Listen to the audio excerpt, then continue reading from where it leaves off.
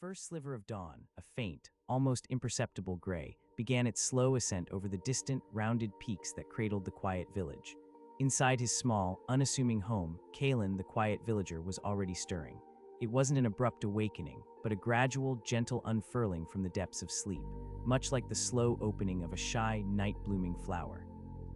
His eyes, the color of a placid river stone, fluttered open, adjusting to the dimness that still clung to the corners of his room. The air was cool, carrying the faint, earthy scent of dew-kissed soil and the distant, ever-present murmur of the small stream that wove its way through the village. He lay for a moment, simply listening. The soft rustle of leaves just outside his window, the distant, rhythmic chirping of an early bird, a sound that seemed to punctuate the quiet rather than break it.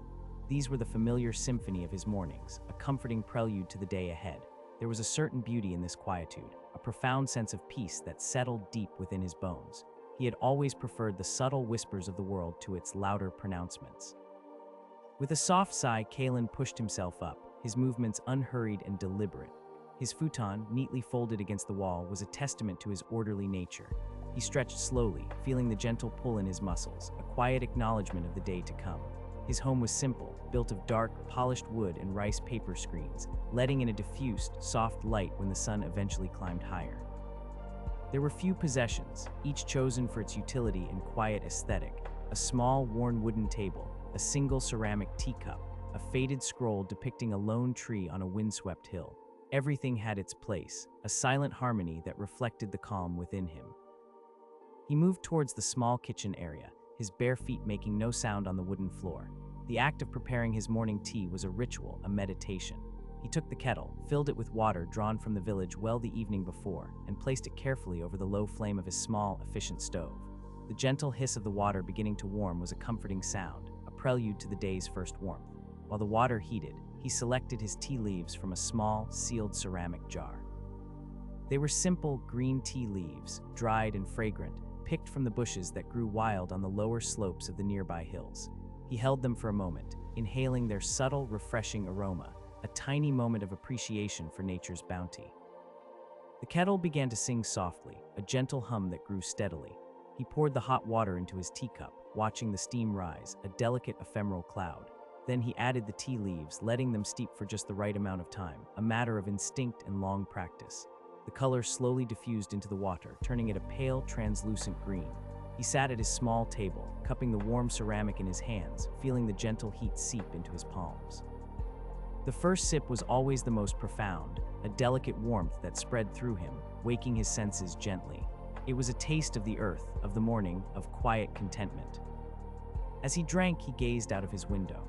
The gray of dawn was now giving way to a pale gold, painting the sky with soft, muted hues. The dew on the leaves outside shimmered, catching the nascent light. He watched a lone sparrow hop on a branch, its tiny head cocked, observing the world with an alert, unblinking gaze. There was no rush, no urgency in his morning. This was his time, a sacred space before the demands, however small, of the day began. Once his tea was finished, Kalen rose and began his quiet preparations for the day. He donned his simple, dark blue tunic and trousers, practical and comfortable clothes that blended seamlessly with the natural world around him. He checked his small, woven basket, ensuring his tools were all present and accounted for. Today, like most days, he would be working in the village fields, tending to the rice paddies. It was honest work, demanding but fulfilling, connecting him to the earth in a tangible way. He stepped outside, closing the wooden door behind him with a soft click. The air was crisp and cool, carrying the fresh scent of moist earth and distant blossoms. The sun was now fully risen, a soft, warm presence in the sky, casting long, gentle shadows across the village path. The village itself was still largely asleep, a few plumes of smoke beginning to curl from chimneys as other early risers prepared their own breakfasts. The sounds were still muted, a dog's soft bark from afar, the distant clucking of chickens, the creak of a well pulley. Kalen began his walk towards the fields, his pace unhurried and steady. He greeted the few villagers he encountered with a quiet nod or a soft, murmured good morning. His words were always few, carefully chosen, and delivered with a gentle sincerity. The villagers in turn respected his quiet nature, understanding that his silence was not aloofness but a deep-seated calm. They knew Kalen to be a diligent worker, a kind soul, and a reliable presence in their small community. The path wound past other small homes, their gardens already showing signs of life, budding vegetables, vibrant flowers. he noticed the delicate pink petals of a cherry tree beginning to unfurl, a fleeting beauty that always brought a small, private smile to his lips. He passed the communal well, its stone rim smooth and worn from generations of hands drawing water. The path then opened up, leading him to the expansive rice paddies that were the lifeblood of their village. The field stretched out, a patchwork of emerald green where the young rice shoots were already thriving. The water in the paddies reflected the morning sky, creating a shimmering mosaic. Kalen walked to his designated section, feeling the soft, yielding earth beneath his feet. He set down his basket and took out his tools, a small hoe, a rake, and a pair of sturdy gloves. The work was familiar, a rhythm he knew by heart. He began by carefully weeding the rows, his movements precise and methodical. Each small weed was gently coaxed from the soil, its roots carefully disentangled so as not to disturb the delicate rice plants.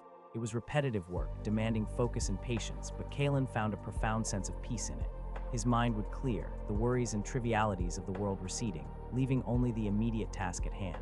He felt the sun warm his back, the gentle breeze whisper across his skin. The scent of the wet earth filled his nostrils, a deep, primal aroma that grounded him. Hours passed in this quiet, rhythmic labor. The sun climbed higher, warming the air, and the sounds of the village slowly grew louder as more people ventured out. He could hear the distant shouts of children playing, the rhythmic clang of the blacksmith's hammer, the murmur of conversations carried on the breeze. These sounds, though present, remained in the background, a gentle hum to his own focused work. Mid-morning, he paused for a short break. He wiped the sweat from his brow with the back of his hand and sat on the edge of the paddy, gazing out at the vast expanse of green. He reached into his basket and pulled out a simple rice ball, wrapped in a large leaf and a small flask of water. The rice ball was plain, seasoned only with a pinch of salt, but it tasted nourishing and satisfying after his morning's work. He ate slowly, savoring each bite, letting the flavors unfold on his tongue. As he ate, he noticed the intricate patterns in the rice plants, the way each blade was perfectly formed, a testament to nature's artistry. He saw a dragonfly, its iridescent wings shimmering in the sunlight, hover over the water, then dart away with breathtaking speed. These small observations, often missed by those in a hurry, were a source of quiet joy for Kalen. They reminded him of the interconnectedness of all things, the subtle beauty that permeated every corner of the world, if one only took the time to notice. After his brief respite, he returned to his work, his energy renewed. He spent some time checking the water levels in the paddies, ensuring they were optimal for the young rice. He adjusted a small wooden sluice gate to allow more water to flow into a particularly dry section. This was another aspect of his work he enjoyed, the careful management of resources, the thoughtful interaction with the environment. He wasn't just working on the land, he was working with it. The sun began its slow descent towards the western hills, casting longer, softer shadows across the fields. The air grew cooler, and a faint, sweet smell of cooking fires began to drift from the village. Kalen knew it was time to finish for the day. He gathered his tools, cleaned them meticulously, and placed them back in his basket. He took one last look at his section of the paddy, feeling a quiet satisfaction at the work he had accomplished. The rows were neat, the weeds gone, the rice plants standing tall and healthy. He began his walk back to the village, the setting sun painting the sky in glorious shades of orange, pink, and purple. It was a breathtaking spectacle, one he witnessed almost every evening, yet it never failed to fill him with a sense of wonder. The colors bled into each other, soft and ethereal, a gentle farewell to the day. On his way home, he stopped by the communal well to draw fresh water for the evening. The old stone well, cool and deep, provided the purest water in the village. He pulled the wooden bucket up, hand over hand, feeling the familiar strain in his arms. The water was wonderfully cold and clear, reflecting the fading light.